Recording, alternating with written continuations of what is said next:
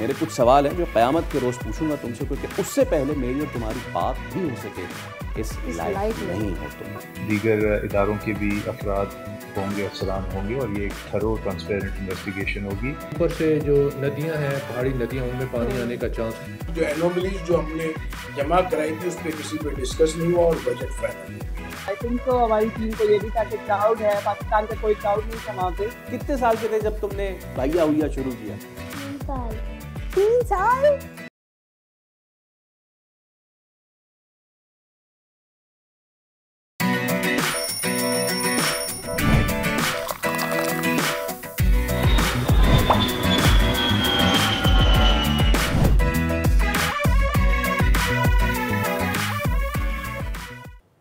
भारत की किसी भी मुहिम जोई का मुंह तोड़ और सोच से बढ़कर जवाब दिया जाएगा। फील्ड मार्शल आसिम मुनीर का भारत को सख्त और दो टोक वाज़े पैगाम। कहा, ऑपरेशन बुनियानुम मरशूश में पाकिस्तान की कामयाबी में भारत की जानिब से बैरूनी हिमायत जैसे इल्जामात गैर जिम्मेदाराना और हकाइक के मनाफी हैं। खालिस दो तरफा फौजी तसादुम में दीगर मुल्कों को मुलव्वस करने का दावा भारत का नाकिस सियासी हरबा है। सानिहा लियारी पर सिंध हुकूमत का बड़ा एक्शन। डीजी एसबीसीए को मुअत्तल करके शामिर खान को डायरेक्टर जनरल एसबीसीए का चार्ज सौंप दिया गया। जांबहक अफराद के लवाहिकीन को 10 लाख रुपए फीकस देने का ऐलान। मुलव्वस अफराद के खिलाफ मुकदमा दर्ज होंगे। शर्जील मेमन की यकीन दहानी। उधर वजीर बल्दियात सईद गनी ने कहा कि कराची में इस वक्त 586 मखदूश इमारतें हैं, सख्त कानून ला रहे हैं। अवाम फ्लैट या प्लॉट बुक कराते वक्त ये जरूर चेक करें कि मंसूबे को मंजूरियां हासिल है या नहीं।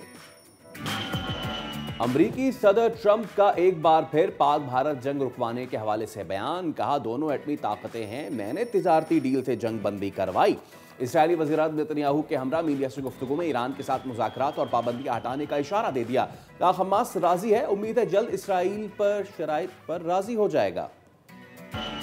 मुल्क के मुख्तलिफ शहरों में गरज चमक के साथ बारिश की पेशगोई। खैबर पख्तूनख्वा, कश्मीर, पंजाब, शुमाल मशरकी और जनूबी बलूचिस्तान, जनूब मशरकी सिंध में भी तेज़ हवाओं और गरज चमक के साथ बारिश का है इम्कान। कराची में अब्र रहमत बरसने की उम्मीद। महकमा मौसमियात के मुताबिक कराची में मानसून का दूसरा स्पेल आज से बादल बरसाएगा। और साउथ एशियन कराटे चैंपियनशिप में पाकिस्तानी टीम की धूम। बाप ने ब्रॉन्ज, बेटे उज़ैफा अरशद ने गोल्ड जीत लिया। मेगा इवेंट में पाकिस्तान 10 मेडल्स के साथ सरफहरिस्त। प्रोग्राम में आज कराटे चैंपियन से करवाएंगे मुलाकात।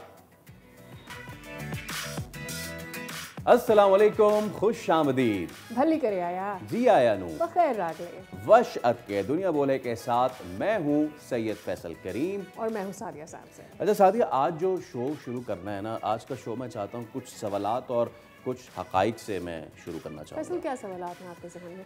मेरे सवालात नहीं है, ये सवालात हैं उन 27 लाशों के जो लियारी के गदा पैलेस के मलबे में दम मरे। वो शायर कहता है ना कि मेरे कुछ सवाल हैं जो क़यामत के रोज़ पूछूंगा तुमसे, क्योंकि उससे पहले मेरी और तुम्हारी बात भी हो सके इस लायक नहीं हो तुम।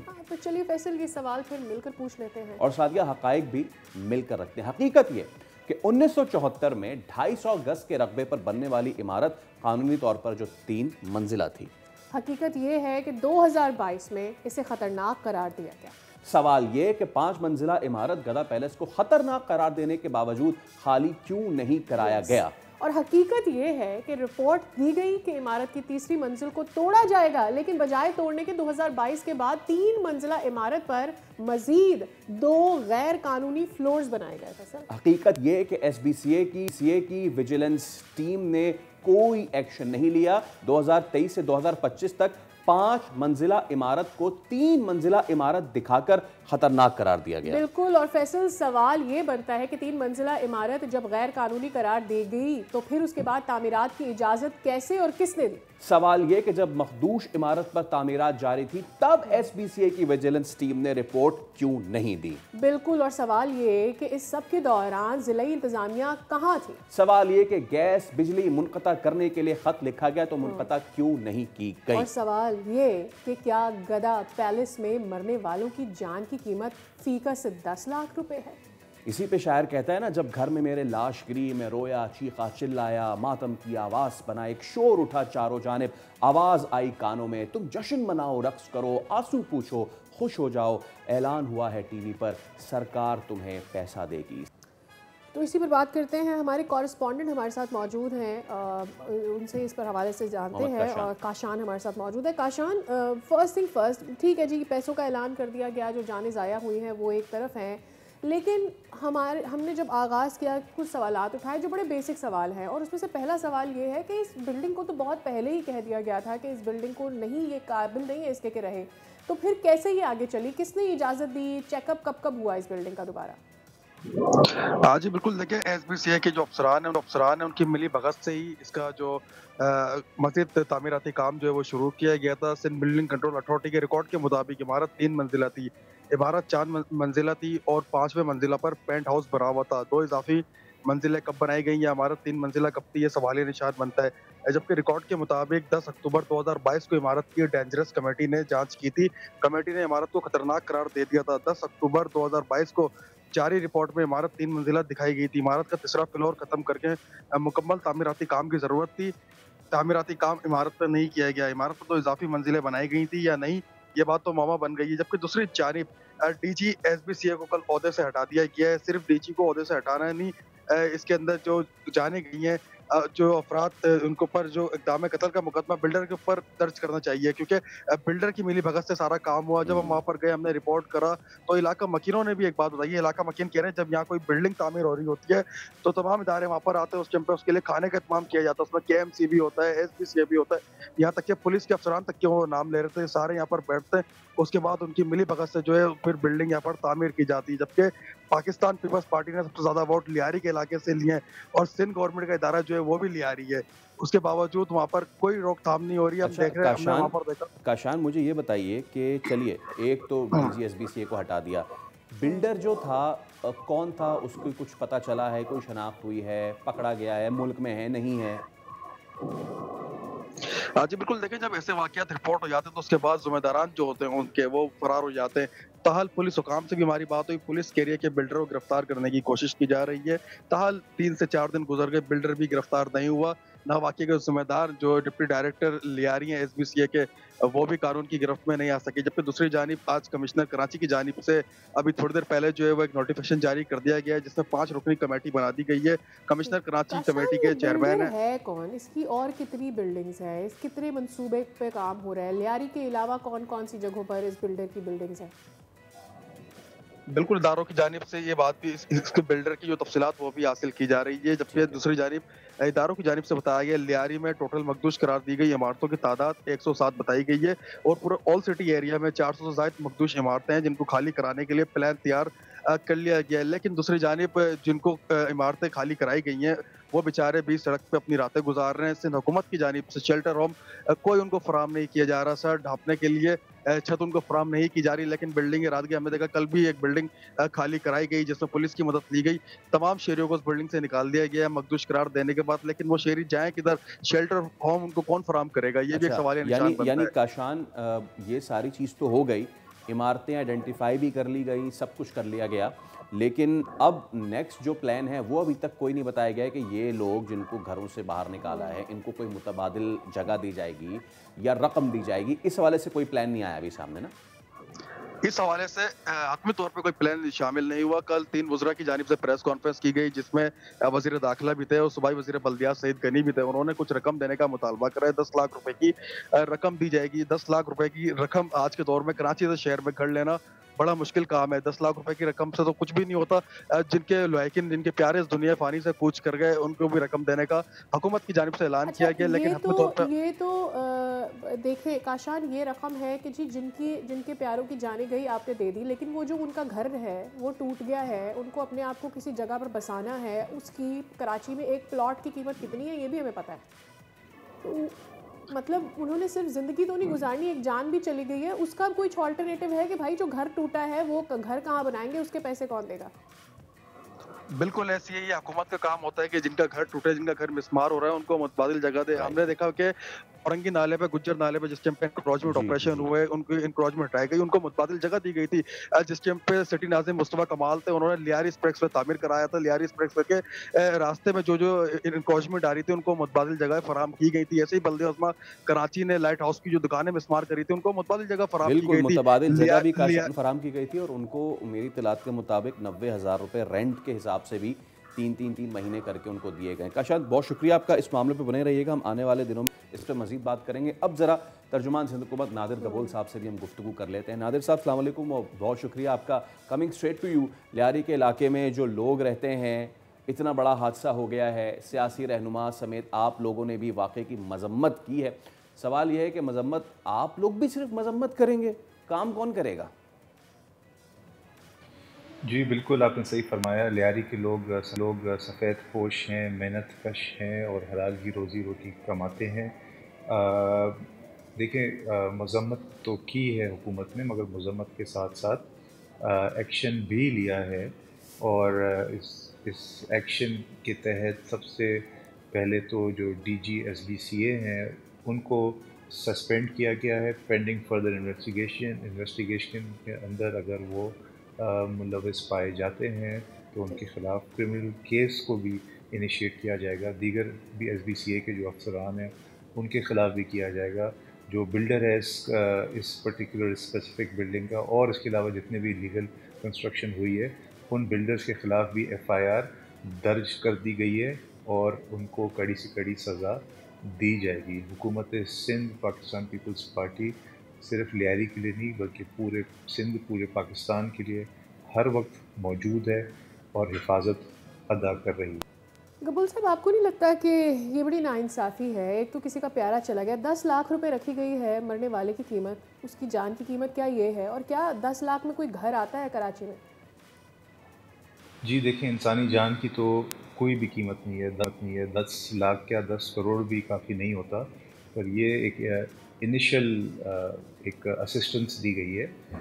आने वाले दिनों में छत का भी बाकायदा इंतज़ाम किया जाएगा इन मुतासरीन के लिए और दीगर प्लान भी government of Sindh under consideration है। इसमें हो सकता है नौकरियां भी दी जाए जो इनके लावाहिकीन है उनको। बट जब ये प्लान इंशाल्लाह फाइनलाइज हो जाएगा तो हुकूमत सिंध आप लोग को इससे पूरी तरह से आगाह कर देगी। नादिर साहब, DG SBCA इसाक कोड़ो को हटाया गया है, शामिर भुट्टो को नया DG SBCA बना दिया गया है। सो क्या सिर्फ DG को मुअत्तल करने से ये मामला हल हो जाएगा? जी, सिर्फ DG SBCA को हटाना काफ़ी नहीं है। इसीलिए गवर्नमेंट ने साथ साथ इनिशिएट भी कर दिया है एक इन्वेस्टिगेशन कमेटी जिसकी सरबराही कमिश्नर साहब करेंगे और इसमें दीगर इदारों के भी अफराद होंगे, अफसरान होंगे और ये एक थरो ट्रांसपेरेंट इन्वेस्टिगेशन होगी। और सिर्फ सस्पेंड करना ही काफ़ी नहीं, अगर एविडेंस मिलता है कि DG SBCA की गफलत या करप्शन साबित हो जाती है तो उनके ख़िलाफ़ क्रिमिनल प्रोसिक्यूशन भी की जाएगी। पाकिस्तान पीपल्स पार्टी और सिंध हुकूमत के लिए अंदर there is no tolerance for corruption और ये मिसाली हम सज़ा देंगे जो भी इसके अंदर मुलविस पाया जाता है। जी सर, सबूत का तो पता नहीं, लेकिन निगलेजेंस के लिए मेरे ख्याल में मज़ीद कोई एविडेंस इसमें नहीं चाहिए। हमें निगलेजेंस तो सर चढ़ कर बता रही है कि यहाँ पर की गई है। 15 साल से सिंध में PP की हुकूमत है और बिल्डिंग कंट्रोल अथॉरिटी की बात करें तो आपके वालिद नबील गबोल भी मीडिया पर ये कह चुके हैं कि वो तो फ़ोन ही नहीं उठाते। एग्जैक्टली, वो फ़ोन नहीं उठाते। तो भाई अगर वो फ़ोन नहीं उठाते तो फिर आवाम क्या करे? मतलब अगर एक वज़ीर का या इतनी बड़े ओहदे पर कोई बैठा हुआ पॉलिटिशियन हो, उसका फ़ोन नहीं उठा रहा तो फिर आम आवाम तो फिर क्या ही है, उनका कौन है परेशान हाल? जी देखें, बिल्कुल ब्यूरोक्रेसी किसी भी हुकूमत के लिए एक चैलेंज होती है। ब्यूरोक्रेसी का एक अपना एक तरीक़ेकार होता है जिससे सिर्फ मेरे वालिद साहब मैं नहीं कहूँगा बल्कि ख़ुद वज़ीर साहिबान भी अक्सर फ्रस्ट्रेट होते हैं। ये एक बहुत बड़ा चैलेंज है जो गवर्नमेंट ने और वज़रा ने ओवरकम करना होता है। और बिल्कुल DG SBCA को हटाना इस वक्त सिर्फ काफ़ी नहीं है। जो नए DG SBCA लगाए गए हैं उनकी परफॉर्मेंस पे उनको फिर लगाया गया है CM सिंध में और इंशाल्लाह ये जो नए DG SBCA आए हैं ये अपनी जो परफॉर्मेंस के थ्रू साबित करेंगे कि इनको लगाना CM साहब का एक अच्छा डिसीजन था और अवामी फलाही रिलीफ ज़रूर ये इंशाल्लाह अंजाम देंगे। अच्छा नादिर साहब, ये बता दीजिए कि सिंध हुकूमत ने कराची में इंतहाई खस्ता हाल इमारतों को गिराने का फ़ैसला किया है। इनको गिराए जाने वाली इमारतों के जो मकीन हैं उनका बंदोबस्त, अभी हमने अपने नुमाइंदे से भी पूछा तो इनका कुछ बंदोबस्त का सोचा है या फिर वो भी बस अपनी मदद आपके तहत ऊपर आसमान और नीचे ज़मीन? जी, कराची में तकरीबन कोई 588 के करीब ऐसे इमारत हैं जिसकी निशानदेही हमने खुद की है कि वो रिहाइश के काबिल नहीं है, तो इनके मकीनों को फौरी तौर पे यहाँ से एवैक्यूएट कराया जाएगा और इनको अपनी मदद आप नहीं छोड़ा गया है। इनको इनिशियली इमरजेंसी बेसिस पे गवर्नमेंट स्कूल और दीगर गवर्नमेंट जो इमारत है वहाँ पे एडजस्ट किया जाएगा तब तक इनके लिए कोई परमानेंट सोल्यूशन लेकर आते हैं। अब इसकी मिसाल मैं आपको ये देता हूँ कि Sindh peoples housing for flood affectees दुनिया का सबसे बड़ा पब्लिक हाउसिंग इनिशिएटिव है, जिसके तहत 21 लाख फ्लड मुतासरीन को हम घर बना के दे रहे हैं। तो जाहिर सी बात है, अगर 21 लाख हम घर बना के दे सकते हैं तो ये जो मुतासरीन हैं इन बिल्डिंग्स के, इनको भी इंशाअल्लाह कुछ ना कुछ हम फराम करेंगे। ये इसके ऊपर फ़ैसला जल्द आ जाएगा हमारे सीएम साहब का और आपको हम और पब्लिक को आगाह कर देंगे। बट ये इस चीज़ की आपको मैं यकीन दहानी कराता हूँ कि सिंध हुकूमत हमेशा आवाम के साथ खड़ी हुई है और आवाम को बेयार और मददगार कभी भी नहीं छोड़ेगी। Right, बहुत शुक्रिया for being on our show. Well, does it satisfy you? No, it doesn't. ये ठीक है कि आप बनाएंगे और ये सारी चीज़ें, लेकिन सवाल वही है कि ये इमारत 1974 की बनी हुई इमारत 2025 तक किसी को नज़र नहीं आ रही थी। एक तो चीज़ ये, क्या एक DGSBCA को आप हटा देंगे, इससे पहले जो बाकी इतनी इमारतें जिनका 500 तकरीबन इमारतें जिनको खाली कराने का कहा गया है, वो 500 की 500 इमारतें क्या इन्हीं DGSBCA जो फॉर्मर हैं उन्हीं के अंडर ये तमाम की तमाम तर इन पे फिर इलीगल जो है वो फ्लोट्स बनाए गए? और इनसे पहले जो बनाए गए थे, अगर DGSBCA इससे पहले वाले थे, उनके खिलाफ क्या होगा? कोई मरा है सर? कोई नहीं, 27 लोग मरे हैं। और क्या 27 लोगों के मरने की सज़ा सिर्फ ओहदे से हटा देना है? इस पे सोचने की ज़रूरत है। बिल्कुल इस पर सोचने की बात है, और कोई भी मीडिया आउटलेट, कोई भी रिसर्चर जो है वो डिटेल्स निकाल कर 1-2 दिन में निकाल कर ले आएगा कि ये जो आप बाकी इमारतों की बात कर रहे हैं उनके ऊपर कितनी बार उनको कहा गया कि खाली कराए जाएं और उनको कितनी दफ़ा निगलेक्ट किया गया, उसमें कितनी जानें रहती हैं। तो फिर भी आपको एविडेंस की ज़रूरत होगी। I mean, are we looking for more deaths और मोर? अल्लाह ना करे, अल्लाह ना करे। हम एक ब्रेक ले रहे हैं, ब्रेक के उस पर हाजिर होंगे। Stay with us.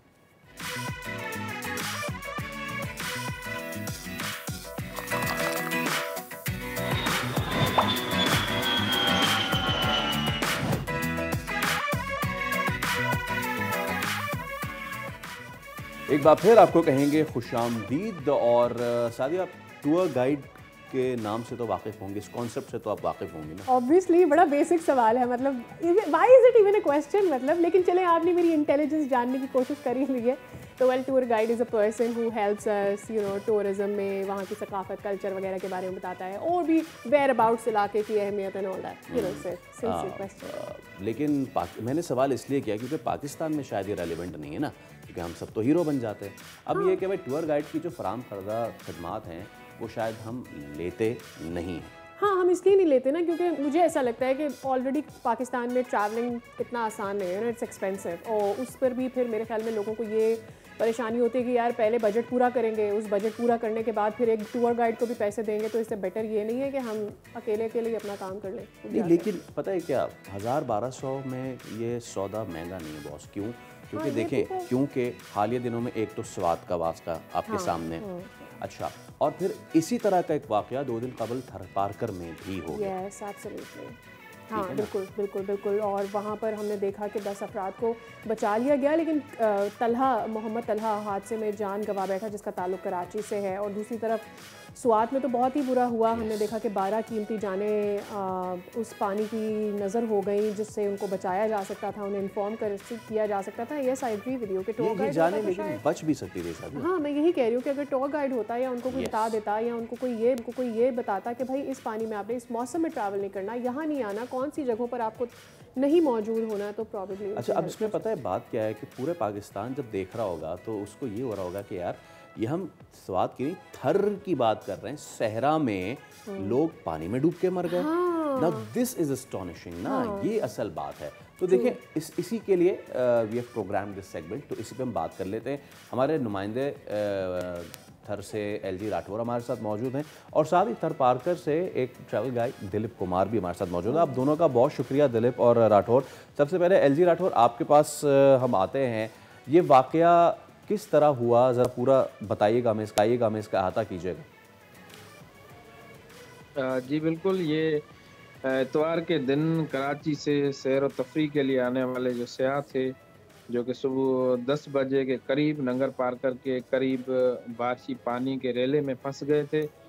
नंगर Parker police से हमारी बात हुई तो उन्होंने बताया कि 11 बजे के करीब हमें इत्तला मिलती है कुछ सयाह जो माया डैम है नंगर पार्कर के करीब उसमें फंस गए हैं, जिसमें 7 का ताल्लुक जो है तो वो मिट्टी से था, जबकि 4 का ताल्लुक कराची से था, जिसमें 10 अफराद को पुलिस और मकामी अफराद की मदद से रेस्क्यू कर लिया गया, जबकि एक शख्स कराची का गार्डन के इलाके का रहायशी तलहा नामी जो पानी के तेज़ बहाव से रेले में दब गया था। पुलिस और मकामी गोताखोरों की मदद से मुसलसल तलाश की मगर लाश उस दिन नहीं मिल सकी, जबकि रात होने के बाद जो रेस्क्यू ऑपरेशन है उनको बंद करना पड़ गया। जबकि दूसरे दिन सुबह सवेरे जो मोर डैम कहा जाता है वहाँ पे जो लापता नौजवान की लाश मिली, वहाँ उस डैम में जो लाश तैरता नज़र आया, जहाँ पर जो मकामी अफराद ने पुलिस को इतला की, जहाँ पर लाश निकाल कर जो मतोफी था उनका लाश जो कराची मुंतकिल किया गया। आपको ये भी बताऊं कि माया डैम जो नंगर पार्कर से 2 किलोमीटर की दूरी पर अंदर पहाड़ वाक़े है, जहाँ जाने के लिए रास्ता कठिन है, जहाँ गाड़ी वगैरह के जाने का रास्ता नहीं है, लोग पहाड़ों से गुजर कर वहाँ पहुँचते हैं।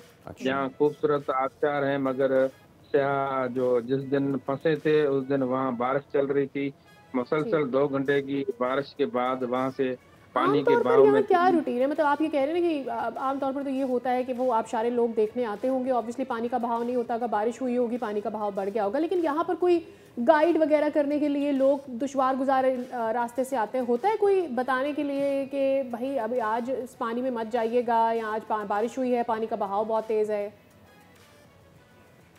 जी, लोकली तरह जो मकामी लोग हैं जो वहाँ रोजगार करते हैं, पानी वगैरह बेचते हैं, वो तो बताते हैं, मगर उस दिन तेज बारिश थी तो लोग जो मकामी लोग हैं वो वहाँ नहीं थे, तो अचानक ये कुछ मिट्टी के लोग और कुछ ये सयाह कराची के गवर्नमेंट की सतह पर कुछ नहीं होता, मतलब जिलाई सतह पर कोई ऐसा कुछ नहीं होता? जी बिल्कुल, गवर्नमेंट की सतह पर वहाँ कोई ऐसा बंदा नहीं होता है इसको गाइड करे जो सयाह आते हैं। ठीक है। अच्छा, दिलीप कुमार भी हमारे साथ मौजूद हैं। सबसे पहले तो ये बताएं दिलीप के ये जो वाक़या सारा हुआ ये किस किस्म का इलाका है, और मतलब देखने वालों को ये अचंभा हो रहा है ना कि ये सहरा में इतना पानी कैसे आ गया, तो थोड़ा मौसम के हवाले से किस मौसम में कितना पानी आ जाता है ये ज़रा बताइए। महल वकूफ़ के बारे में वो जगह कैसी है, पानी कितना होता है, बहाव क्या है? सबसे पहले अस्सलाम वालेकुम, थैंक्स फॉर आपने हमें ज्वाइन किया। मेरा नाम दिलीप कुमार है, मैं रीजनल मैनेजर हूँ टूरिज्म डिपार्टमेंट में लोकल रिजोर्ट नगर पार्कर में। वहाँ पे ये जो बड़ा खूबसूरत एक व्यू है माया डैम का, एक्चुअली नाम माया डैम है, वो माया वाटरफॉल है, वहाँ से पूरी नदी का बहाव है। तो जब बरसातें तेज़ होती है ड्यूरिंग रेन में तो कोशिश करते हैं सयाह वहाँ नहीं जाते हैं, अनफॉर्चुनेटली जिसको पता नहीं है या कोई गाइड नहीं लेता है फिर वो जाता है। मकामी लोग अगर जाते हैं तो वो जो यहाँ आई एम टॉकिंग अबाउट मिट्टी और सलामकोट यहाँ के, तो वो किसके साथ अगर घूमने आते हैं दोस्तों में तो वो पहाड़ों पे चढ़ जाते हैं।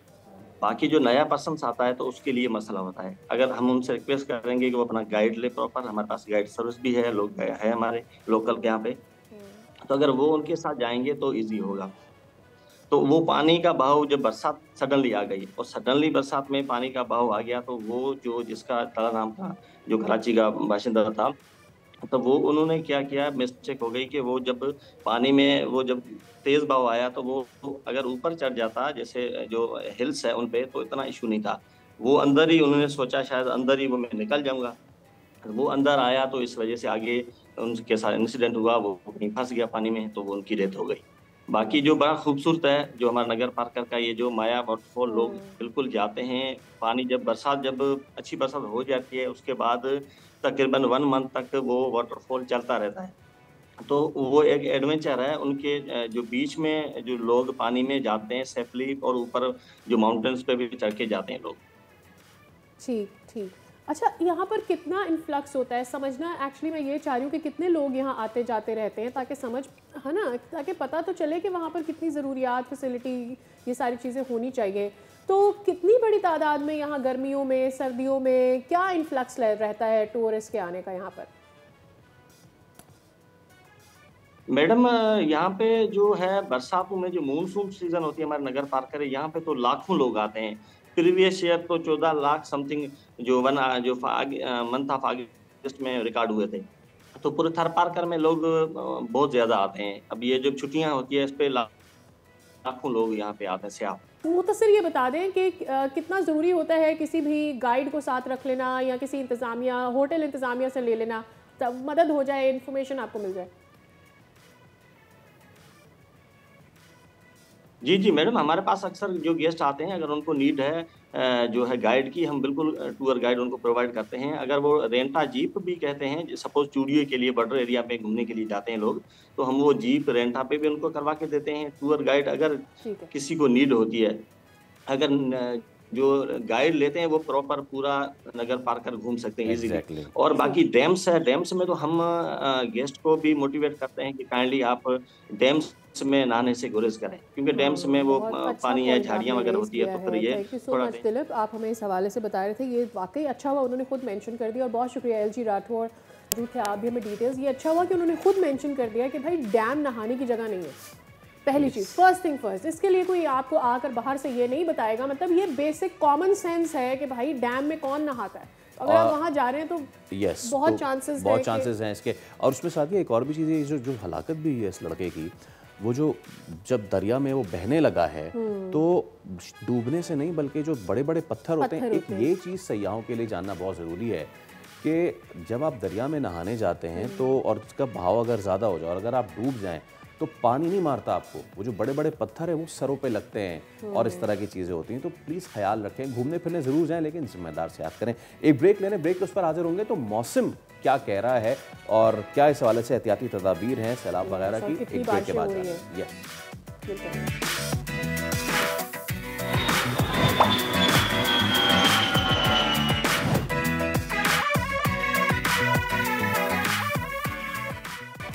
Welcome back. उम्मीद करते हैं आपके दिन का आगाज़ अच्छा होगा। Coffee is fantastic, T is fantastic, coffee is fantastic. अच्छा मौसम हो और ये सारी चीज़ें मिल जाएं तो क्या अच्छी बात है, लेकिन मौसम ख़राब अगर हो तो देखिए एहतियाती तदाबीर, there are other ways of enjoying as well. ज़रूरी नहीं है कि आप उन जगहों पर जाएं जहाँ पर आपकी ज़िंदगी, फाइनली मैंने बोल दिया, एहतियाती तदाबीर आप प्लीज़ कर लिया करें। और अब सिस्टम कुछ इस तरह बन रहा है पंजाब में, KP में, कि खदशा जाहिर किया जा रहा है। ऐसे में अर्ली वार्निंग सिस्टम भी नस्ब करने का फैसला किया है। तो क्या बारिशें हैं, कितनी बारिशें हैं, आज हम बात करने जा रहे हैं स्पेसिफिकली पंजाब और खैबर पख्तूनख्वा के हवाले से। हमारे साथ मौजूद हैं डायरेक्टर PDMA पंजाब हमीदुल्लाह मलिक साहब। हमीद साहब अस्सलाम वालेकुम, बहुत शुक्रिया आपके वक्त का। और अनवर शहजाद KP के PDMA से भी हमारे साथ मौजूद होंगे। सबसे पहले हमीदुल्लाह साहब आपसे हम आगाज़ करते हैं। सर, क्या अपडेट्स हैं पंजाब में, क्या अलर्ट हैं, क्या हॉटस्पॉट्स हैं, ज़रा पूरा बताइए। आपने ये सवाल पूछा तो उससे ये है कि जो हमारी आवाज़ बन रहे हैं आप, हमारी आवाज़ लोगों तक पहुंचेगी जो कि हम पहुंचाना चाहते हैं, जिसकी आप पहले ही बात कर रहे थे एहतियाती तदाबीर की। तो इस वक्त जो सूरत हाल है, ये आज और कल का दिन जो है 8 और 9 तारीख जो है, उसमें जो बारिश है वो ये जो हमारा शुमाली मशरकी जो ज़िले हैं उनमें और ऊपर हिमालय की जो पहाड़ियाँ हैं उनसे नीचे, यानी फुट हिल जिसको बोलते हैं, तो उसमें बारिशें थोड़ी ज़्यादा होने के चांसेस हैं, जिसमें नारोवाल है, सियालकोट है, फिर आगे गुजरात है। तो ऊपर से जो नदियाँ हैं, पहाड़ी नदियाँ, उनमें पानी आने का चांस है। और नीचे जो है वो बारिशें थोड़ी हल्की हैं। और एक खुशी की खबर ये है कि चोलिस्तान जो कुछ महीनों से खुश्की की वजह से परेशानी का बायस बना हुआ था, तो अल्हम्दुलिल्लाह वहाँ पर बारिशें जो है ना वो ये अभी जो आ रहा है स्पेल, उसमें पानी अच्छा खासा जो है वो इकट्ठा होगा और जो टोबे हैं उसके तकरीबन 1800-1900 के करीब तो वो भर जाएंगे और वहाँ चोलिस्तान में एक दफ़ा फिर बाहर आ जाएगी। और जहाँ तक आपने एहतियाती तदाबीर की बात की, तो चूँकि ये पानी जो है अचानक आ जाता है और बारिशें शहरों में ख़ास तौर पर थोड़ी देर के लिए जब एक ख़ास हद से ज़्यादा बारिश होती है तो पानी सारा इकट्ठा हो जाता है और जिसको अर्बन फ्लडिंग कहते हैं। तो ऐसी सूरत में एहतियाती तदाबीर ये है कि एक तो गैर ज़रूरी घरों से बाहर ना निकले, दूसरे नंबर पर जो आपके जैसे ये फ्रिज है या टीवी है या इस तरह की जो चीज़ें हैं या यूपीएस है, इनको किसी ऊपर वाली मंजिल में रखें। बेसमेंट में इस तरह की चीज़ें नहीं रखनी चाहिए और बेसमेंट जहाँ पर पानी आने का ख़तरा है वहाँ पर रिहाइश पजीर भी नहीं होना चाहिए। और ख़ास तौर पर बच्चे जो हैं उनकी एहतियात करें कि वो जो है ना वो इस तरह के बेसमेंट है वहाँ ना जाए। और दूसरा जो महकमे हैं उनके साथ वाबस्ता रहें। वाबस्ता रहने का मतलब उनकी वेबसाइट देखते रहें, जो मैसेज आ रहे हैं उनकी तरफ से वो देखते रहें। हमारी हेल्पलाइन है 1129। हाँ, इस रुझान को नॉर्मलाइज करना होगा कि लोग जो है वो अपडेट्स चेक करते रहें इंटरनेट के ज़रिए, ऐप्स के ज़रिए कि सूरत हाल क्या बन रही है बारिश की। एहतियाती तदाबीर के हवाले से वहाँ बता दिया जाता है। अच्छा, मेरा सवाल आपसे ये है कि जो सियालकोट, नारोवाल और जहाँ जहाँ बारिशें ज़्यादा होनी हैं वहाँ पर हम ये जानते हैं कि वहाँ पर आम ट्रेंड यही है कि वो लाल ब्रिक्स के घर बने हुए होते हैं और फिर ऐसे में ये ज़्यादा वल्नरेबल हो जाती हैं। तो कितनी बिल्डिंग्स हैं जिनको इस हवाले से कह दिया गया है कि ये गिर सकती हैं, या वो जगह जो सेंसिटिव हैं जहाँ पर लोगों का मौजूद होना ख़तरनाक हो सकता है? अच्छा, इन जो ये इलाके हैं ना जिनके अभी आपने नाम लिया है, यहाँ पर ये चूँकि हिमालय के करीब हैं, फुट हिल्स के करीब हैं और यहाँ पर जो लोग हैं उनको पता है बारिशें रूटीन में ज़्यादा होती हैं, इसीलिए यहाँ पर चावल की फसल होती है, ह्यूमिडिटी भी ज़्यादा होती है। तो वहाँ पर लोगों ने बड़े अच्छे घर बनाए हुए हैं। अगर फ़र्ज़ करें किसी का ईंटों का भी है तो वो सीमेंट के साथ बना हुआ है, गारे के साथ नहीं बना हुआ, क्योंकि गारे से ये होता है कि जब बारिश होती है तो गारा नीचे से लोड हो जाता है। जी जी, तो इसलिए वो ख़तरनाक सूरत हाल इख्तियार कर लेता है। तो इसलिए वो लोग जो है ना वो बड़े इस मामले में माहौल ने उनको ट्रेन कर दिया हुआ है। और इस वक्त हमारी जो अपनी जो टीम है पीडीएमए की, इस वक्त डीजी पीडीएमए और साथ 2 डायरेक्टर्स जो हैं इस वक्त सियालकोट और फिर उसके बाद आगे गुजरात की तरफ वो खुद भी विजिट कर रहे हैं, फील्ड में है। और सारे करंट लगने के भी वाकयात हुए थे, पंजाब में भी अभी रिसेंटली हुए थे। एक तो आसमानी बिजली भी हुआ था लेकिन करंट लगने के भी वाकयात हुए थे। तो क्या बिजली की तारों के हवाले से कोई इंतज़ाम इस दफ़ा नज़र आ रहा है अब की जो बारिशें दोबारा हो रही है? देखिए जी, एक चीज़ है, बिजली की भी ज़रूरत है, यकीनन बिजली के बगैर ज़िंदगी नहीं है।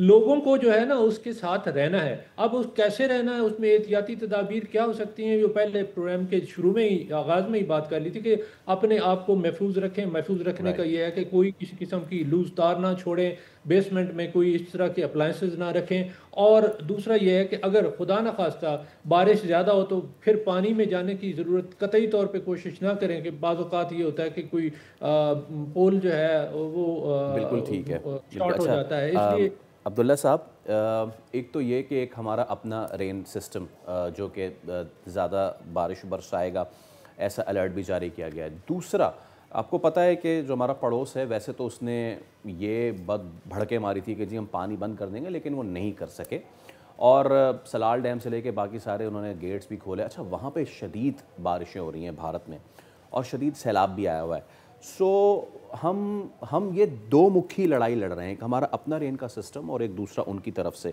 हम इसके लिए कितने प्रिपेयर्ड हैं और क्या ये बहुत ज़्यादा तादाद में वहाँ से पानी छोड़े जाने की इस बार आप लोग अलर्ट जारी करेंगे या क्या सिस्टम है, इस हवाले से मुझे बताइए। बहुत अच्छा सवाल है और लोगों को यकीनन इसके ऊपर ये जो ज़रूरी मालूमात हैं पहुँचाना बहुत ही ज़रूरी है। एक तो ये है कि इस दरिया के ऊपर उन्होंने रन ऑफ डैम बनाए हुए लेकिन जिनकी कैपेसिटी अच्छी खासी है और बारिशें जो हैं ना इस वक्त इस दफ़ा अभी तक जो ऊपर वाटर शेड एरिया है, जो कैचमेंट का एरिया, उसमें ज़्यादा नहीं हुई है। नीचे फुट हिल्स पे हो रही हैं, वो नीचे आ रही हैं, नीचे वाले। तो इसलिए उनके ऊपर वाले डैम डैम तकरीबन वो भी खाली हैं, और हमारे भी डैम जो है नीचे अगर फ़र्ज करें उस सिस्टम से, चनाब सिस्टम से हट के देखें तो मंगला में जो है वो भी 43% है, अगर तरबेला में देखें तो वो 72% है। तो अभी काफ़ी कैपेसिटी उनकी भी है, हमारी भी है। और जो पानी उनकी तरफ आया है वो डैम से जो नीचे का इलाका होता है ना, यानी फुट हिल जो है, वहाँ पर जब भी बारिश होती है तो वो रूद कोहियों में पानी आ जाता है, तो वो इस तरह का आया है। डैम जो है, डैम से ऊपर अगर बारिश होगी तो वो उसके कैचमेंट से डैम में पानी आएगा, तो डैम से इधर उधर या नीचे अगर बारिश होती है तो वो फिर नदी में आएगा, और फिर नदी में तो यानी भी आ जाएगी। तो आगे जहाँ तक बात आपने की कि आगे लोगों के लिए तैयारी होने की, तो हमारे पास एक ऐसा सिस्टम मौजूद है अर्ली वार्निंग का, कि जो अगर हमें खुदा न खास्ता ऐसी सूरत हाल बनती है तो हमें पता चलता है कि अगर इतना फ्लड आ रहा है, तो जस्ट हम अगर अपने उस सिस्टम के अंदर, आप किसी दिन तशरीफ लें, हम आपको इस पे डिमॉन्स्ट्रेट भी करते हैं, जो हम तरीकाकार इख्तियार करते हैं, ये IT बेस्ड है। तो सर हमें खतरा है, डालते हैं इतना, हाँ, अब्दुल्ला साहब, पड़ोस की आबी दहशतगर्दी से कोई खतरा है हमें? पानी मेरा अंदाज़ा इस वक्त सबसे प्रीशियस चीज़ है, और नहीं ख्याल के कभी उन्होंने पानी ज़ाया नहीं किया, हमसायों ने भी पानी ज़ाया नहीं किया, और हमारी भी कोशिश है कि पानी ज़ाया ना हो, क्योंकि पानी से ज़िंदगी है, पानी से एग्रीकल्चर है, और एग्रीकल्चर से हमारी फूड सिक्योरिटी है।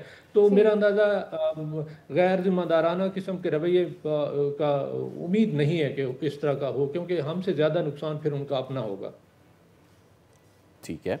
अच्छा सर, एक और भी कुछ अपडेट्स ये भी हैं, मियाँ वाली में भी जो है वो गालिबन निचले दर्जे का सैलाब है। मैं चाहूँगा ज़रा हमें ये भी आज क्लियर करते जाएं कि ये निचले दर्जे का सैलाब कब ख़तरनाक बन जाता है, कब लोगों को अलर्ट आप लोग करते हैं, थोड़ा सा ये भी हमें ज़रा बताएं। और ये मियाँ वाली हो गया, इस तरफ बैराज जो है उसकी तरफ कोई ख़तरा तो नहीं खुदा न खास्ता? अब आपका जो सवाल है वो दरिया सिंध से है। दरिया सिंध जो है उसमें इस वक्त जो सूरत हाल है, ऊपर जो तरबेला डैम है उसकी सूरत हाल अभी बात हो रही थी 72% है, 72% वो डैम फिल हुआ है उससे, वो और उस पानी जो है ना उसके में इनकमिंग जो है इनफ्लो जो है वो कम हो रहा है, वो 2,87,000 है, और नीचे जो आ रहा है वो छोड़ रहे हैं वो 2,82,000 है, 5,000 वो स्टोर कर रहे हैं। और फिर नीचे जो अगला जना बैराज उसको कहते हैं, काला बाग जो है वहाँ पर, तो वहाँ पर भी जो पानी है वो तकरीबन इतना ही आ रहा है, और वो आहिस्ता आहिस्ता पीछे से भी जो आ रहा है कम हो रहा है। बाकी जहाँ तक बात है कि ये लो फ्लड जो है ना, ये बहुत माइनर था। दरिया सिंध में तो 4 लाख 5 लाख जो है ना वो रूटीन में होता है, और ये जो सीज़न है अगर इसमें पानी इतना ना आए तो इर्द गिर्द का जो इलाका है उसमें पानी जो है ना उसका जो लेवल है वो डाउन हो जाता है। तो ये ज़रूरी है, वक्त जो है मौसम, मानसून का जो मौसम है उसमें इतना पानी आना बहुत ही अशद ज़रूरी होता है। उससे यह है कि वो ज़मीनें भी सैराब कर देता है, नीचे जो पानी है उसमें थोड़ा सा इजाफा भी हो जाता है, जो जिसको ग्राउंड एक्विफर कहते हैं, तो वो उसमें भी इजाफा हो जाता है। और ये ख़तरनाक इसलिए नहीं होता कि लोग इसके लिए तैयार होते हैं, उन्होंने पहले ही अपना दरिया जो सिंध है उसका 12 से लेकर कोई 20 किलोमीटर तक उसका पेट जिसको बोलते हैं, जो बेड जो है वो है, तो उसमें वो तो बिल्कुल सेंटर में, इतना पानी तो सेंटर में ही उसके घूम रहा होता है, तो बाहर निकलने का कोई चांस नहीं होता। ऑल राइट, बहुत शुक्रिया हमीद साहब, आपने वक्त निकाला हमारे प्रोग्राम के इस हिस्से के लिए। तो इसमें बहुत अच्छी हुई कि ये एक्सपेक्ट किया जाता है कि इस दफ़ा बारिशें ज़्यादा होंगी, तो उससे ये होगा कि जो डैम्स है वो भर जाएंगे, the reservoirs will be full. और ये ख़तरे की बात यूँ नहीं है कि निचली सतह का सैलाब ज़रूर है, लेकिन फ़िलहाल इससे कोई डेंजर नहीं है। पीछे से वो कह रहे हैं कि पानी का बहाव कम हो जाएगा। अच्छी बात, तो अभी तक के लिए इत्तलात ये हैं कि मौसम जो है एंजॉय कीजिए, उससे कोई ख़तरा अभी तक नहीं है। अगर आप वो ख़तरा खुद क्रिएट करना है तो हम उसके जिम्मेदार नहीं। एक ब्रेक ले रहे हैं, उसके बाद दोबारा हाजिर होंगे। Stay with us.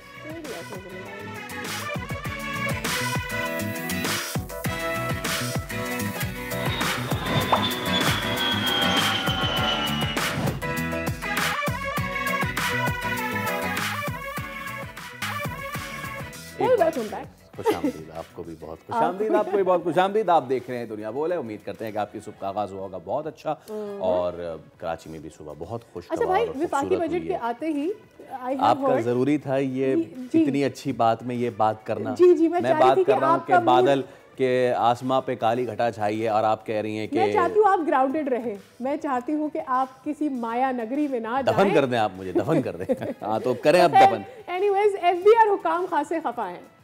क्यों भाई?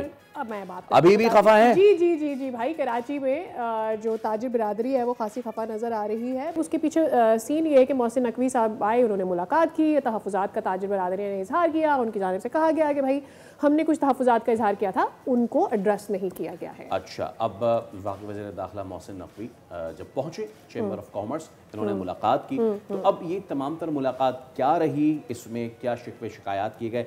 सदर के CCI जावेद बिलवानी हमारे साथ मौजूद हैं। जावेद साहब अस्सलाम वालेकुम और बहुत शुक्रिया आपके वक्त का। वज़ीर दाखिला के हमरा प्रेस कॉन्फ्रेंस की तहफ़्फ़ुज़ात दूर कराने की यकीन दहानी करवाई गई होगी, लेकिन इस्लाहात के नाम पर इस किस्म की कानून साजी करते हुए स्टेक होल्डर से मुशावरत नहीं की गई, जैसा कि बजट तवजीज़ पेश करने के बाद एनोमलीज़ की मीटिंग और फाइंडिंग में तय होता आया है। क्या हुआ इस बार, ज़रा पूरा अहाता कीजिए। वज़ीर दाखिला हमारे यहाँ आए थे कराची चैम्बर में, हमने उनको सब बजट के बारे में बताया और उनको कहा कि बजट के बाद जो है, बजट स्पीच के बाद एक एनोमली कमेटीज बनती हैं दो, एक टेक्निकल और एक बिजनेस की।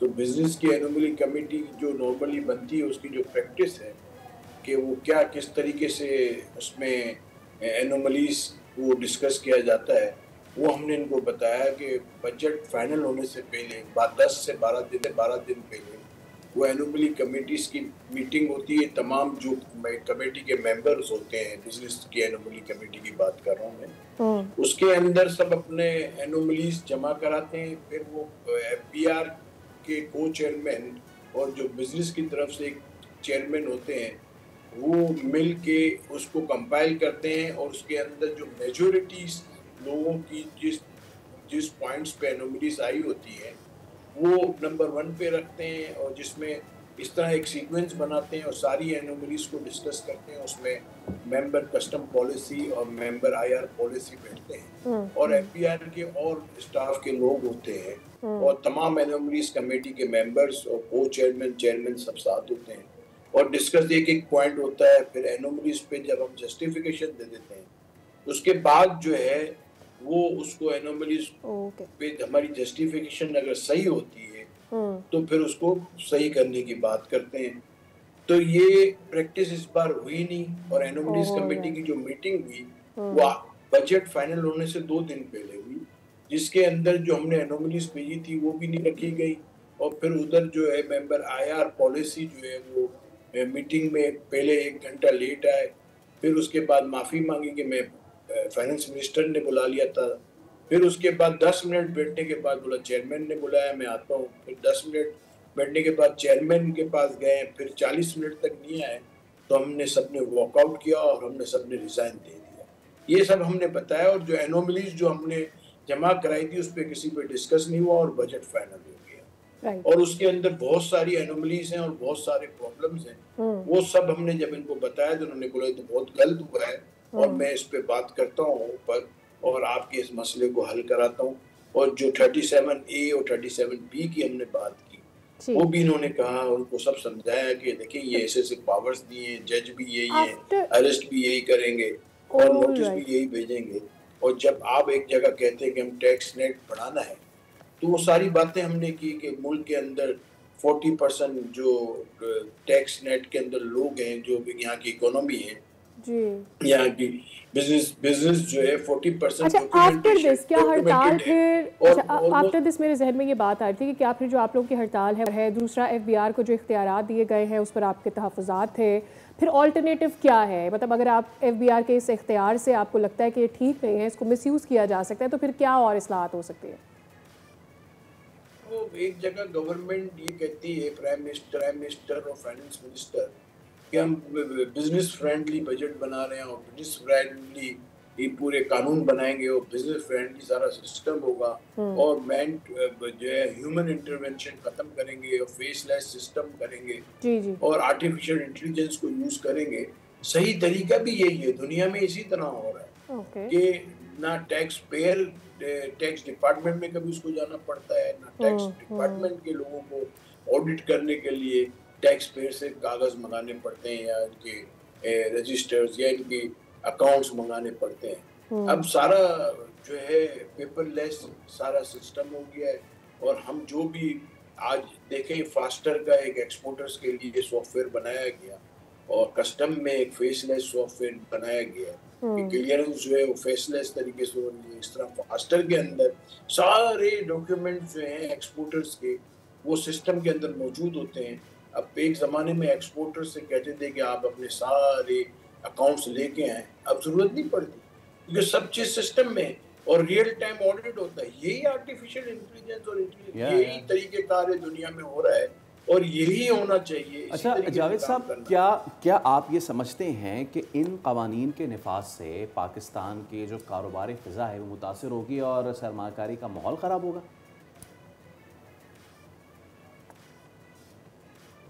बिल्कुल बिल्कुल, लोग तमाम पूरे पाकिस्तान में बिजनेस कम्युनिटी परेशान है और तमाम चैम्बर्स बारी बारी प्रेस कॉन्फ्रेंस कर रहे हैं।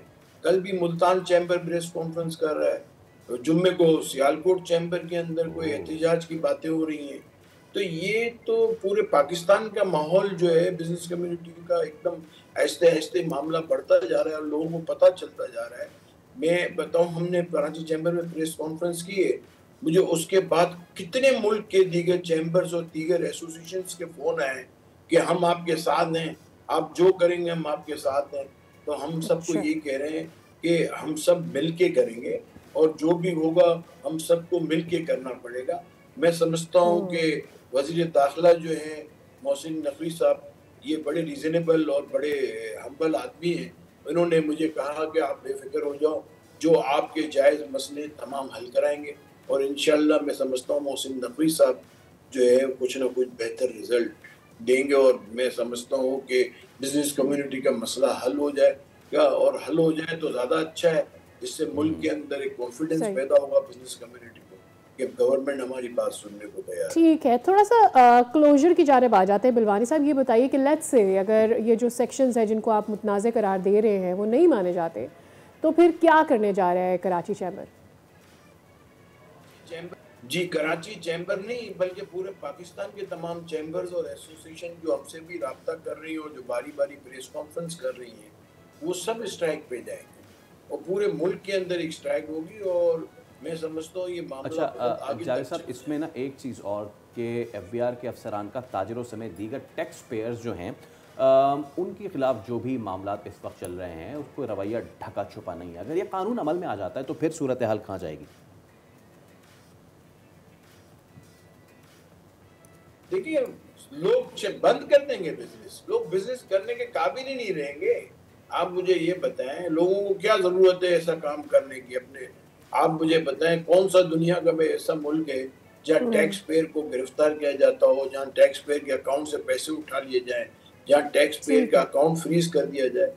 तो ऐसा कौन सा मुल्क है जिसके अंदर ये चीज होती है? मैं समझता हूँ कोई मुल्क दुनिया में ऐसा नहीं होगा जो ये। ओके जावेद साहब बहुत शुक्रिया आपका, बहुत शुक्रिया। इस मामले पे मुसलसल नजर रखें क्योंकि आप कह रहे हैं कि सिर्फ कराची चैम्बर ऑफ कॉमर्स नहीं, पूरे मुल्क की जो चैम्बर ऑफ कॉमर्स है वो एहतजाज करने जा रही है। चलिए जरा आगे बढ़ते हैं, कुछ मोटिवेशन लेकर आते हैं और वो ये सादिया, आपका फेवरेट फुटबॉलर?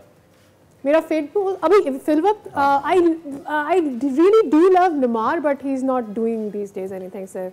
ये सवाल मुझसे कब करेंगी आप? क्या ये सवाल मुझसे भी करें ना अब। अच्छा, ओ फैसल, आपको कौन सा फुटबॉलर पसंद है?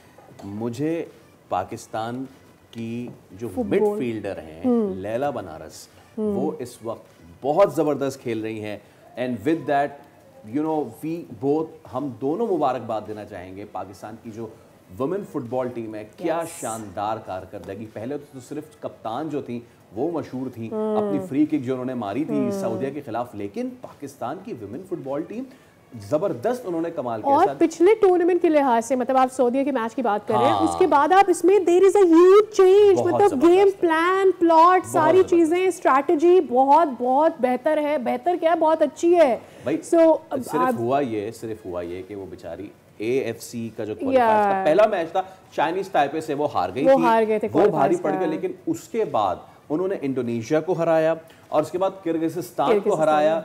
आउटस्टैंडिंग।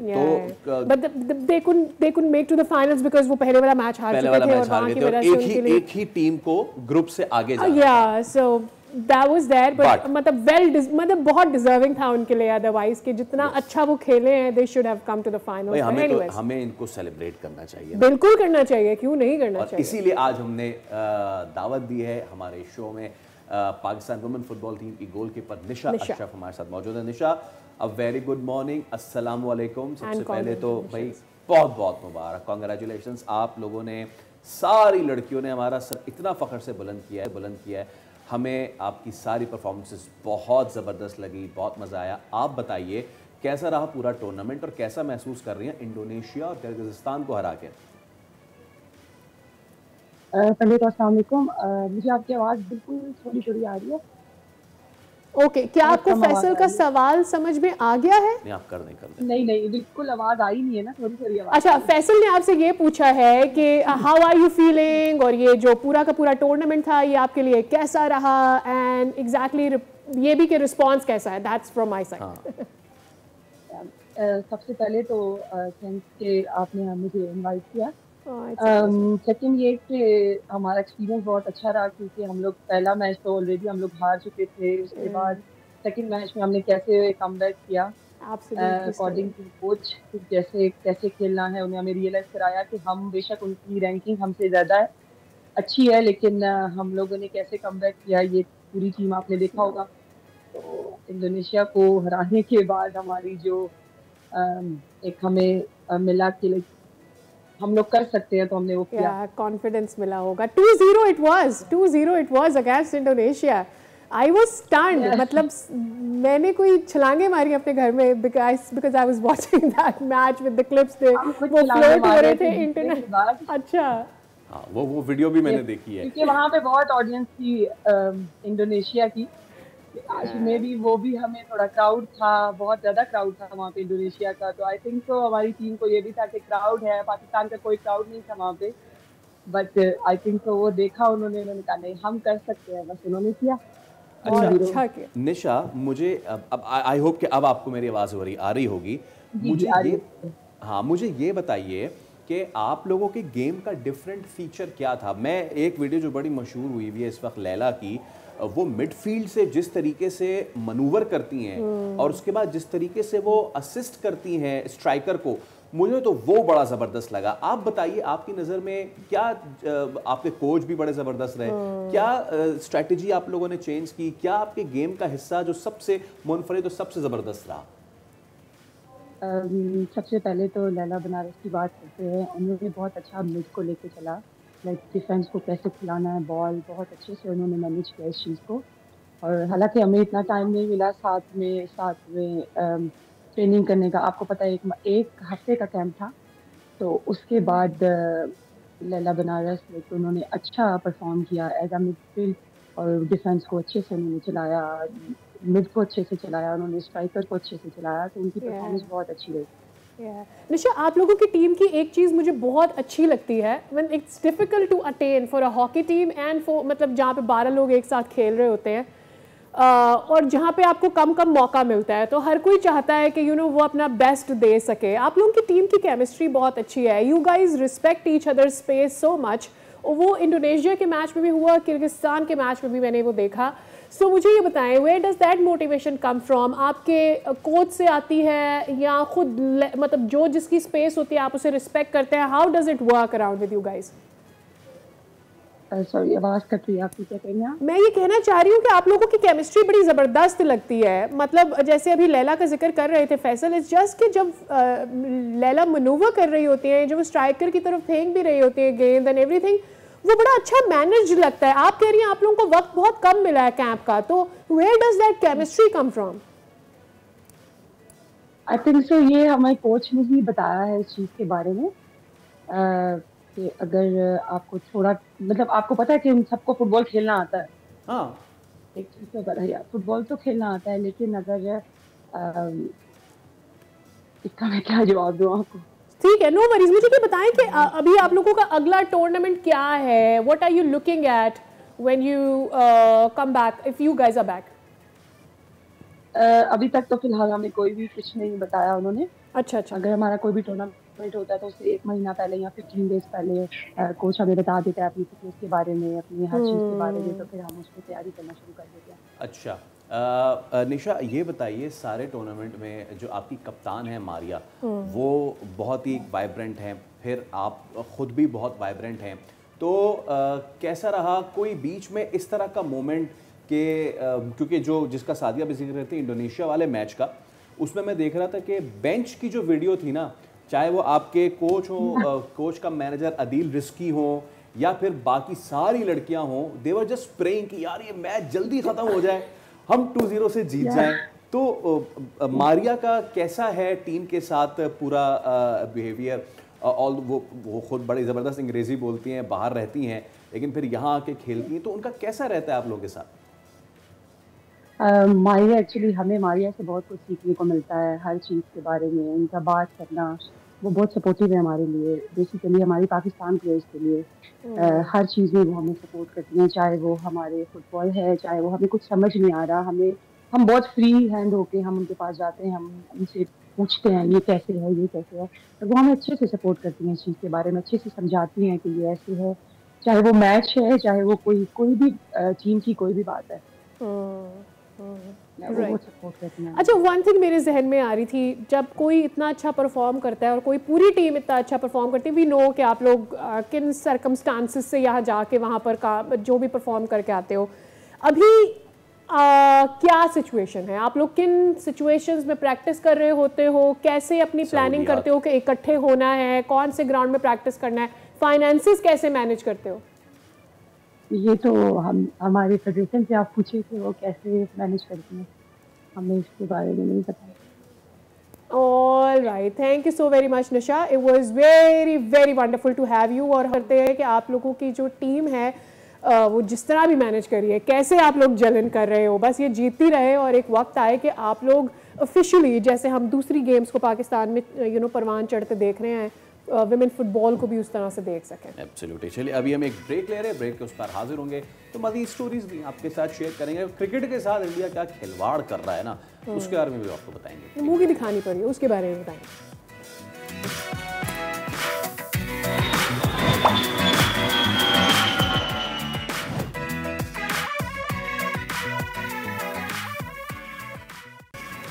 एक बार फिर आपको कहेंगे खुशामदीद। कैसे ऐसे ही करते हैं ना, या करके एक मूव करके देखा, मेरी तरफ नहीं उधर करके हैया हैया, तो आप समझ गए होंगे कि ये हैया वैया हम क्यों कर रहे हैं। कराटे की हम बात कर रहे हैं।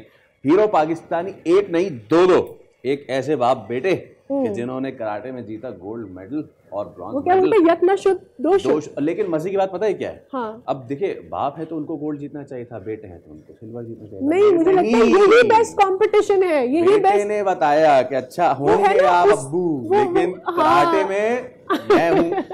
और एक वो भी होता है ना कि वो जो कुछ मिसाल होती है, मेरे जहन में नहीं आ रही, कि उस्ताद से ज्यादा बेहतर शागिर्द वाली जो एक मिसाल होती है यार, उसके लिए है कि बड़े मियाँ तो बड़े मियाँ, छोटे मियाँ सुभान अल्लाह। तो चलिए हमारे साथ मौजूद हैं मोहम्मद अरशद और हुज़ैफा अरशद, जिन्होंने मेगा इवेंट में श्रीलंका, बांग्लादेश, नेपाल, भूटान, भारत के कराटे जो थे कराटे क्रॉस इवेंट में शिरकत की। और उसके बाद कुल मिला के सिर्फ ये दो नहीं बल्कि बाकी पूरी टीम ने भी अंडर 12 कैटेगरी में गोल्ड मेडल भी जीता और इसके साथ मजमूई तौर पर 10 मेडल जीते। यस, एंड मतलब अंडर 12 में दिस इज अ बेबी, 10 साल इसकी एज है हार्डली, और the way he is been performing शानदार। सो आई थिंक लेट्स दोनों हमारे साथ मौजूद हैं।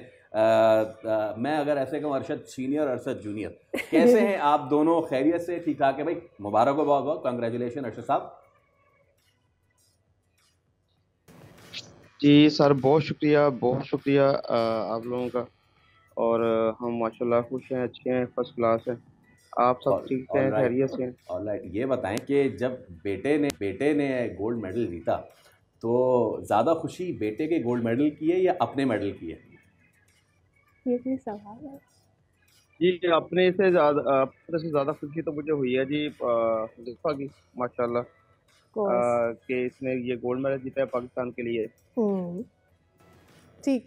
अच्छा, ज़रा हमें ये बताएं कि कैसे की है आपने इनकी ट्रेनिंग? मतलब जाहिर है उन्होंने आपसे ही हासिल किया, आपको देखा है, आपको देखकर, और आप उनको भी सिखाते होंगे, ये तो मेक आउट करना इतना मुश्किल नहीं है। लेकिन मुझे ये ज़रा समझना है कि ये बहुत छोटे हैं और पाकिस्तान में आमतौर पर तो इसका रुझान इस तरह से इतनी एज से नहीं होता कि आप 4 साल के बच्चे को या 3 साल के बच्चे को कराटे में डालें या सिखाएं। तो फिर इनकी ट्रेनिंग आपने खुद कैसे की है? असल में ये ना, जब छोटा था तो मैं प्लेइंग सेट करता था, उस वक्त पाकिस्तान की तरफ से खेल रहा था। तो ये इसमें वो असल में मुझे भी देखा, तो इसमें आप ये भी कह सकते हैं कि ये वालिदैन के जीन्स का भी असर होता है सारा, तो चला जाता है कहीं ना कहीं से। तो अल्हम्दुलिल्लाह। अच्छा, हम जरा आपकी इजाजत हो तो हुज़ैफा साहब से भी बात करना चाहेंगे। हुज़ैफा, हेलो, क्या हाल है तुम्हारे? तुम ठीक हो? हुज़ैफा, क्या एज है तुम्हारी बेटा? अच्छा, 9 साल। 9 साल। अच्छा, उसने सोच के बताया है। मैं हूँ 9 साल। और हुज़ैफा, तुम कब से कराटे कर रहे हो? नहीं जी, कह रहे 9.5 साल थी, तो मैंने वो 9 साल बता दी है। चलो ठीक है, आगे पीछे सही है। और हुज़ैफा, कब से कराटे कर रहे हो भाई तुम? कितने साल के थे जब तुमने भैया हुआ शुरू किया? 3 साल। 3 साल? 3 साल? 3 साल? ये पूछो फैसल भाई से कि ये क्या कर रहे थे उन दिनों? मट्टी खा रहे थे। अच्छा, मुझे जरा बताओ कि जब कोई भी आपका ओपोनेंट आपके सामने आता है लड़ाई करने के लिए, कौन सा फेवरेट आपका दाव है जो आप पहले से सोच के बैठे होते हो कि ये करना है मैंने, इससे बस उसके बाद साफ? हाँ हुज़ैफा, फेवरेट स्टंट क्या है आप? नहीं, आप क्या पूछ रहे हैं कि आप क्या आपका फेवरेट होता है, कि जब वो कोई अपोनेंट आपके सामने आता है तो आपका दिल कैसे कर रहा है कि मैं इसको कैसे, कौन सी परफॉर्मेंस करूंगा कि ये हार जाए, इसके बारे में बताओ। हाँ, मैं अच्छा करता, फेवरेट किक कौन सी है, फेवरेट पंच कौन सा है, फेवरेट पोजीशन कौन सी है? फेवरेट पोजीशन फर्स्ट है। यार ये तो जोक होता है। सही नहीं, ठीक है, ये बेस्ट है भाई, जब फेवरेट ही फर्स्ट है उसके बाद जैसे मर्जी हरा दूं मैं, हराना जरूरी है भाई, बेस्ट है ये। अच्छा अरशद भाई, जरा हुज़ैफा ने तो हमारा ज़बरदस्त कर दिया ना। मुझे पूरे टूर्नामेंट के हवाले से बताएं, आप किन किन को आपने हराया, और हुज़ैफा साहब ने जो है वो फाइनल में किसको हराया? असल में ये हुज़ैफा, मेरे तो टीम काता में हम थे, हमारी वो पहली जो फाइट होती थी वो भूटान के साथ आ गई है, तो टीम कमिटे हम हार गए थे, एक फाइट हमारी लॉस हुई है, और वो हमारी थी श्रीलंका के साथ। तो उसके बाद में ये था टीम काता हमारा, टीम काता भी हमने पहला फर्स्ट किया, दूसरा अनफॉर्चुनेट क्योंकि हमारा एक लड़का इंजर्ड हो गया था, तो जिसकी वजह से हमारे हैं।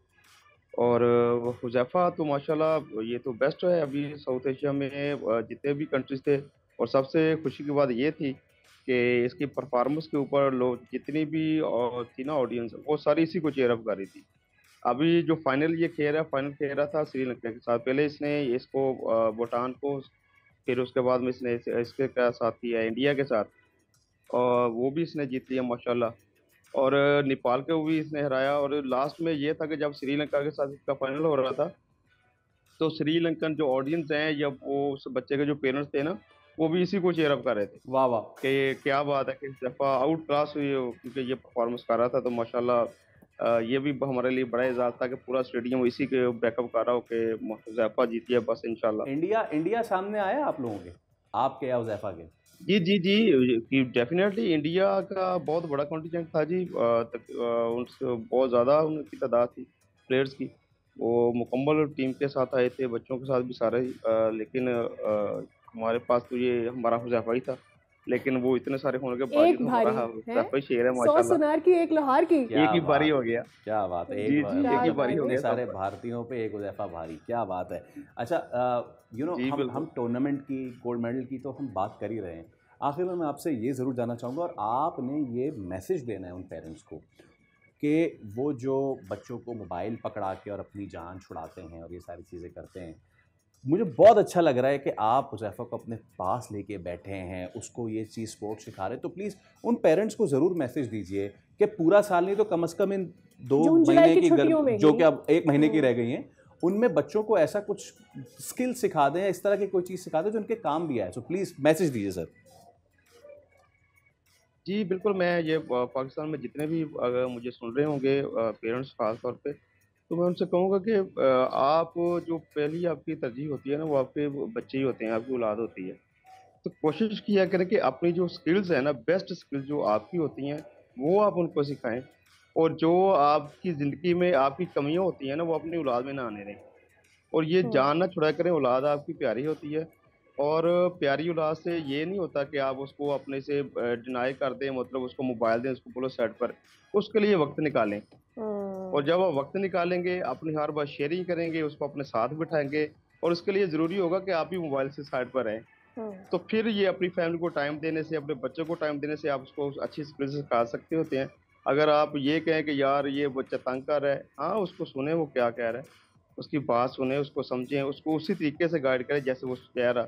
वो जैसे वो इंशाल्लाह आप उसको ये गाइड करना शुरू करेंगे, वो आपके साथ उसकी रिलेशन बन जाएगा, और जैसे ही पेरेंट्स और बच्चों का रिलेशन अच्छा बनता है तो वो आप हर वो चीज़ सीखना शुरू करता है जो आप उसको सिखाना चाहते हैं। All right. और आखिर में हुज़ैफा से मैं थोड़ी सी भाई हुज़ैफा, अब ये बताओ कि अगली फाइट तुम्हारी कब है और उसके लिए तुम कितनी तैयारी कर रहे हो?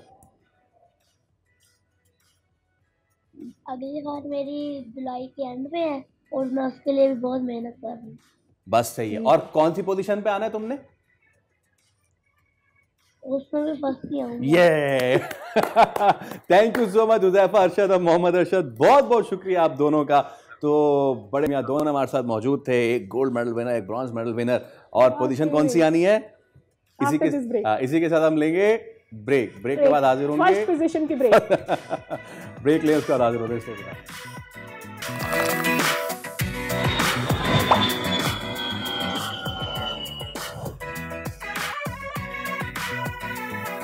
Welcome back. भाई सादिया साहबा, कई सालों बाद जब बंजर मैदान पे बारिश होती है तो क्या होता है?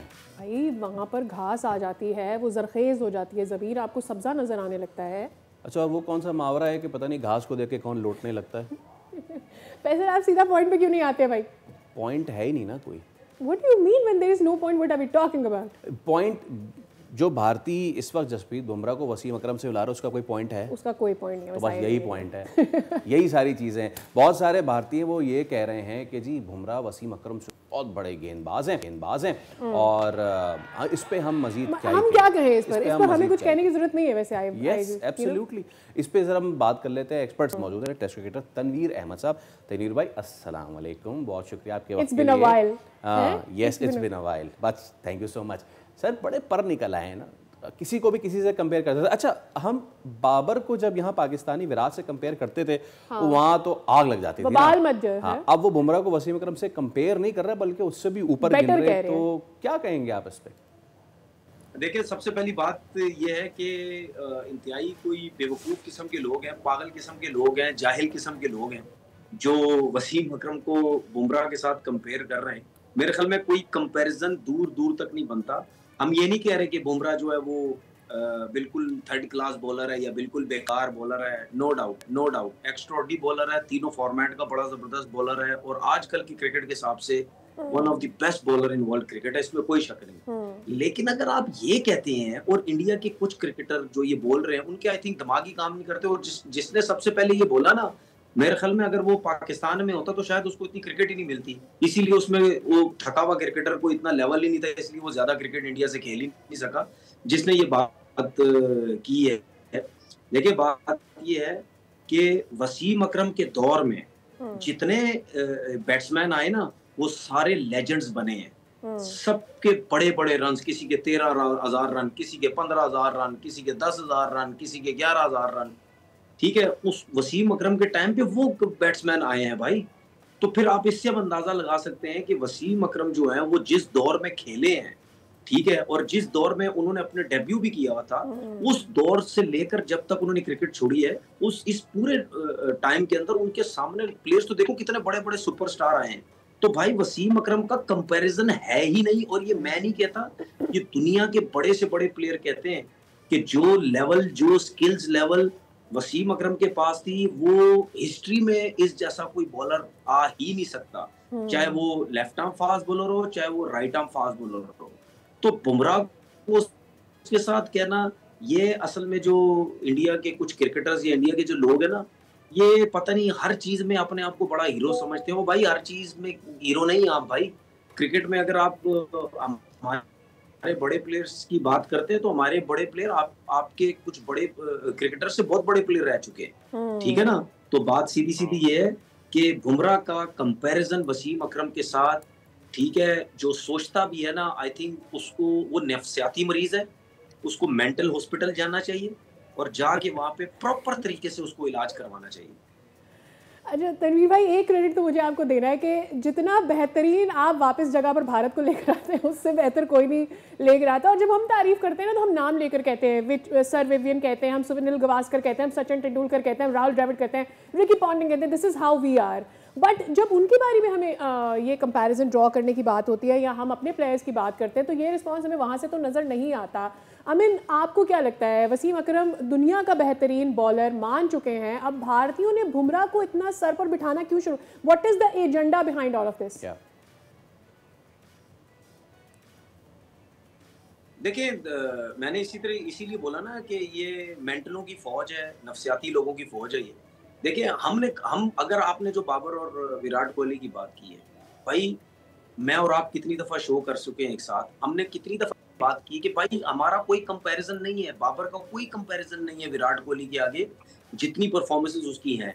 लेकिन हम कंपैरिजन क्या करते हैं कि जितने मैचेस बाबर ने खेले हैं उतने मैचेस विराट ने जो खेले हैं, उस हिसाब से देखा जाए बाबर विराट कोहली से कम नहीं है, हम ये बात करते हैं। लेकिन ओवरऑल अगर विराट की परफॉर्मेंसेस देखिए, जितनी वो क्रिकेट खेल चुका है, उस लेवल पे जाने के लिए अभी बाबर आजम को टाइम लगेगा, क्योंकि match winning inning Virat Kohli की बहुत ज्यादा है, बाबर आजम की नहीं है।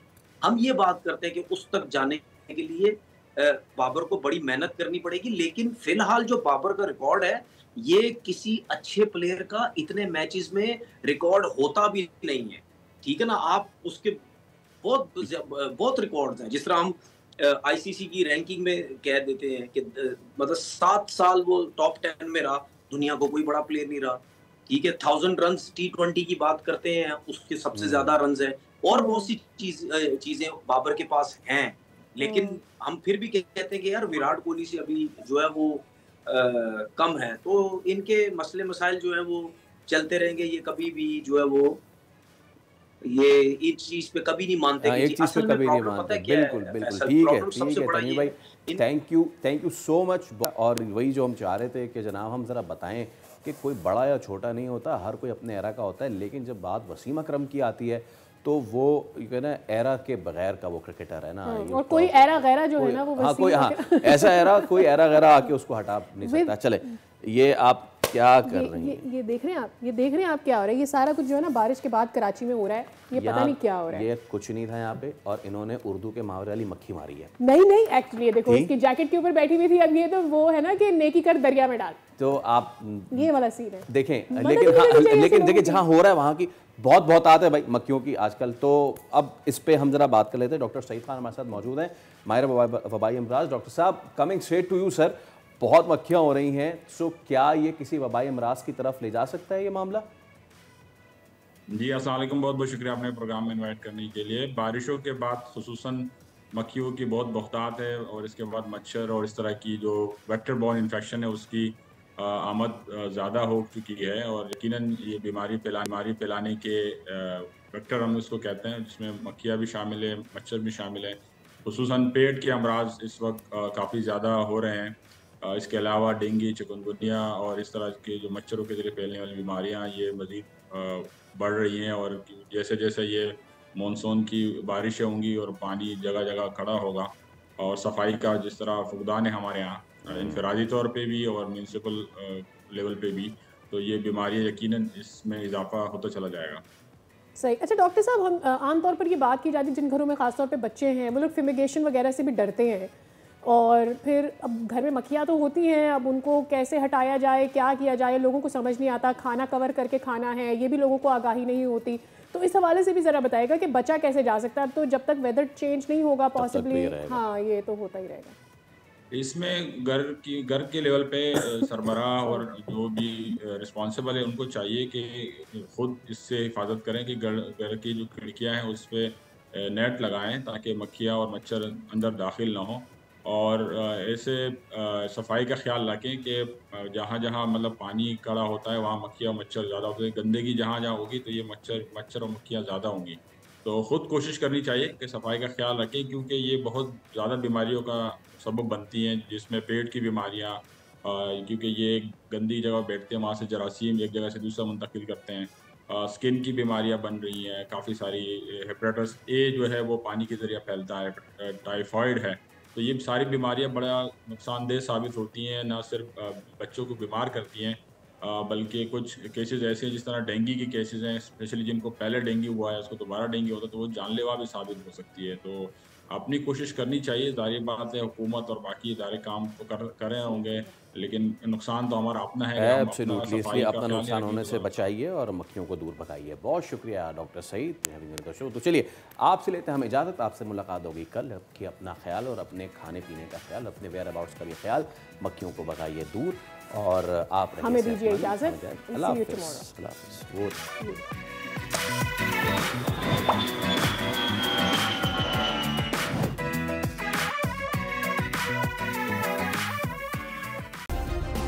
सब्सक्राइब करें और बेल दबाएं ताकि कोई खबर रह न जाए।